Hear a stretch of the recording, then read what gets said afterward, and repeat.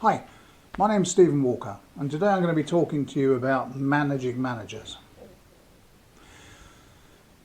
If you have people management experience, you'll know that managing people is quite a different skill from a lot of others. It's certainly quite challenging for those people that have had absolutely no training, absolutely no exposure to managing people. Managing people could be done in a domestic situation, in a charity, in a sports team, something like that.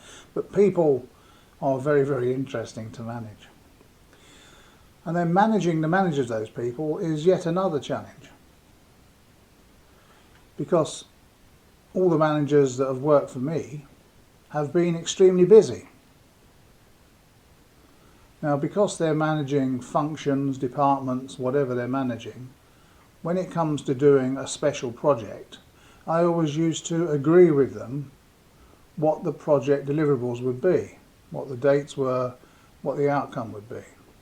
Now, often, of course, there's no guarantee that can be done because you come out with the best of intentions, don't you? Sometimes there might be genuine technical issues or they can't be done. Stuff might happen, stuff does happen.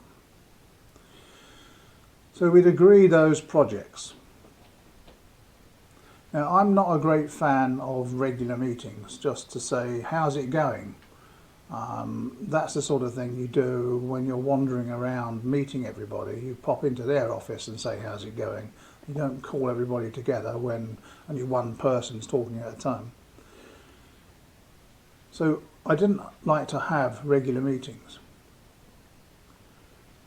So I said to them that I assume that the project that you've agreed you can deliver on that date is going to happen unless you tell me otherwise. But don't come to me on that date and tell me you can't deliver it.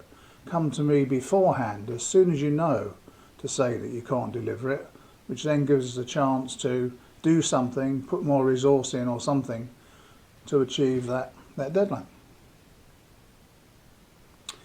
As I said, my managers were always very, very busy.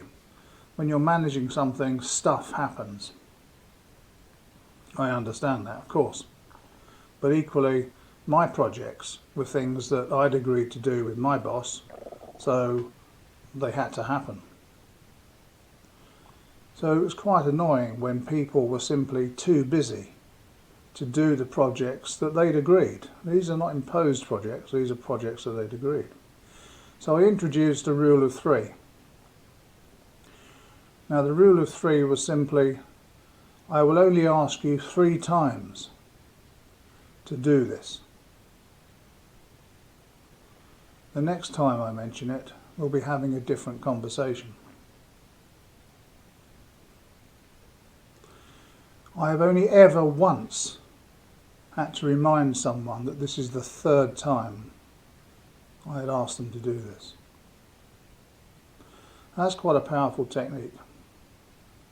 So I do recommend it. Done in a nice friendly way, of course, because with so much going on in any organisation, you do need a bit of structure, you do need a bit of process, you do need things to happen. Coming back to not having regular follow-up meetings, by the way, that wasn't such a great idea, strangely enough. To me it seemed obvious, a proper, sensible, logical conclusion. Why do you want to have a meeting to say everything's going fine? Most things were going fine, to be honest. But the reason why people want those meetings is that they need their positive strokes. They want to be told, well done, that's gone very well, and just to show off in front of all their peers, I suppose. I don't mean that in a nasty way, but just to show that everyone's moving forward. So when we didn't have those regular meetings, the problem was this. They used to waylay me in the corridor, they used to wait outside the toilet, they used to take every opportunity they could to tell me that what they'd agreed to do, they'd done, which was great. So when you are wandering around talking to people, just briefly mention the projects that you've got them to do, find out how they're going, and congratulate them. A clap on the back, a well done, goes a long way.